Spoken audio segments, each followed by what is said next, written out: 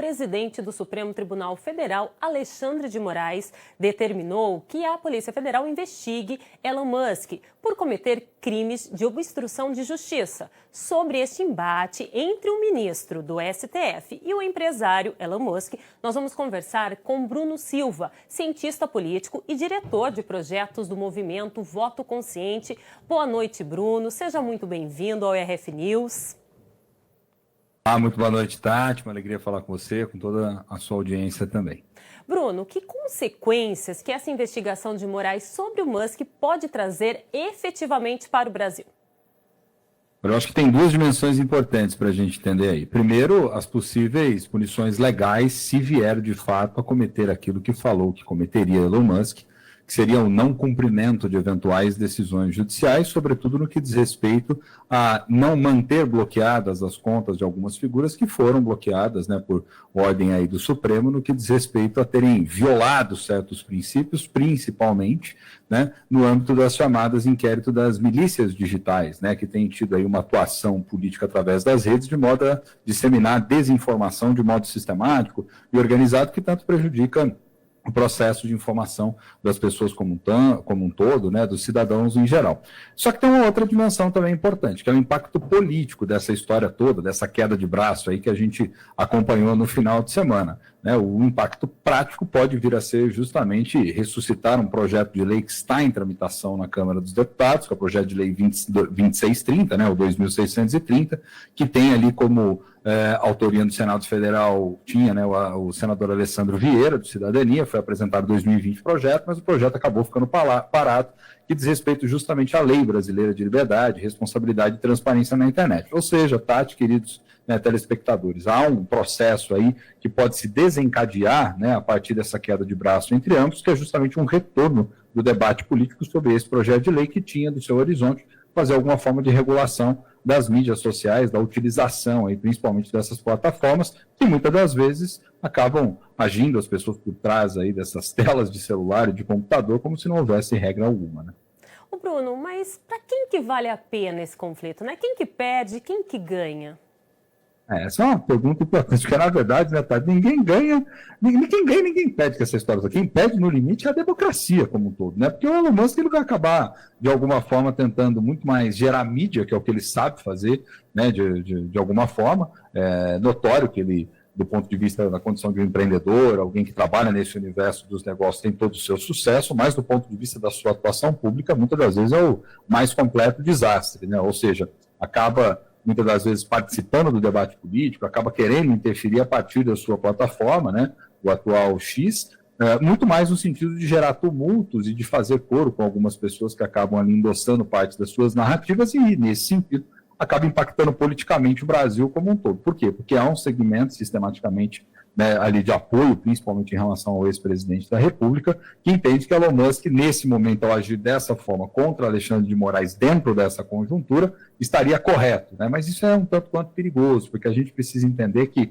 independente dos governantes da ocasião, independente das figuras políticas envolvidas, é preciso que a gente preserve, acima de tudo, a dimensão da lei, da legalidade, né, da organização de tudo aquilo que se fala, que se faz, da maneira como se expressa, principalmente pelas redes. Eu acho que, infelizmente, nós estamos muito atrasados, né, no que diz respeito a um debate mais sério sobre o impacto dessa desinformação na vida das pessoas. Então, certamente, quem pede é a democracia brasileira como um todo, viu, Tati?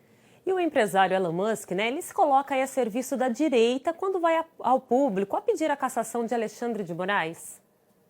Ele acaba fazendo coro, né? Ele acaba engrossando esse coro de muitos que acabam tendo ali no X uma forma de manifestação, uma forma até de organização a partir de postagens, de depoimentos, enfim, de tentar se organizar nas redes como um todo, né? O Elon Musk também, ele não é bobo nem nada, vamos dizer, nesse aspecto. Ele sabe que só em se tratando de Brasil, nós estamos falando aí de milhões e milhões de usuários da rede social, né? Se você compara por países, o Brasil, se não me falha a memória, é o quarto em termos de maior quantidade de usuários que se tem ali dentro do X, e aí, nesse sentido, ele acaba justamente apostando se aproximando, vamos dizer, fazendo uma aposta ao se aproximar daqueles que mais acabam se simpatizando com a sua visão, que é justamente essa, uma determinada leitura do que seria a liberdade de forma ilimitada. E a gente não pode pensar, infelizmente, liberdade dentro dessa chave, porque se ela não tiver nenhuma forma de limitação, significa que, a partir das redes sociais, você pode pautar tudo quanto quiser, pode atuar contra qualquer autoridade, ou pode querer descumprir qualquer decisão. E veja, isso não é o mesmo que dizer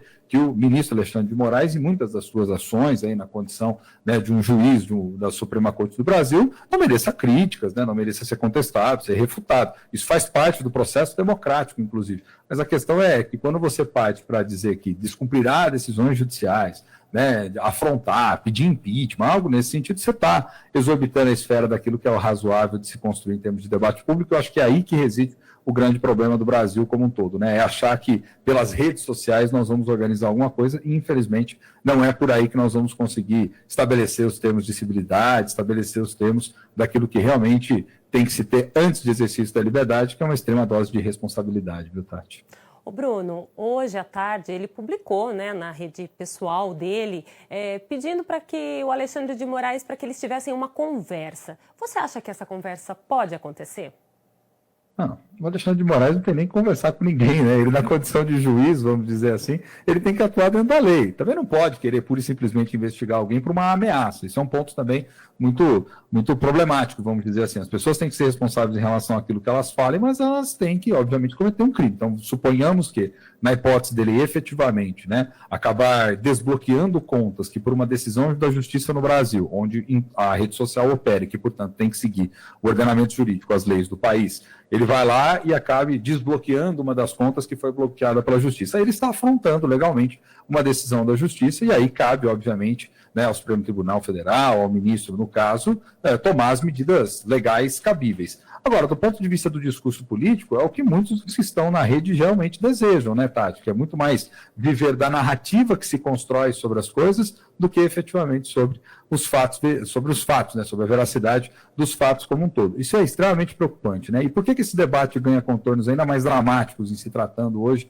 né, do Brasil como um todo? Porque esse clima que a gente vive de polarização política, né, até de um certo, vamos dizer assim, esgarçamento da nossa capacidade de diálogo, de conversar entre os diferentes, tentar produzir novos consensos mais razoáveis, isso acaba muito mais jogando gasolina no fogo do que contribuindo efetivamente para a gente debater aquilo que realmente importa. E o que realmente importa debater no Brasil? É sim o fato de que nós temos muitas das vezes decisões que estão sendo transferidas ou que estão sendo colocadas de modo automático para aqueles que estão aí presentes nas redes sociais. A gente não está debatendo, por exemplo, o futuro de coisas associadas diretamente ao uso da internet, né? Como é o caso, por exemplo, do futuro do trabalho, como é o caso, por exemplo, da inteligência artificial. Então eu penso que, do ponto de vista político no Brasil como um todo, tomara que esse episódio acabe atentando os nossos representantes políticos, deputados, senadores, congressistas em geral, para que eles possam começar a fazer discussões que envolvem diretamente essa dimensão, que é a dimensão da internet. A gente já teve, claro, provas muito nítidas no Brasil do quanto essa sistemática desinformação ela pode ser uma verdadeira ameaça ao processo democrático como um todo, à qualidade da deliberação política e, mais do que isso, ao processo de informação das pessoas que acabam muitas das vezes confiando mais nos relatos do que nos fatos em si. Bruno, muito obrigado pela sua participação, pelos seus esclarecimentos. Eu que agradeço, Tati. Fico sempre à disposição de vocês. Um grande abraço a todos os nossos telespectadores. Até uma próxima oportunidade. Obrigado. Muito obrigada.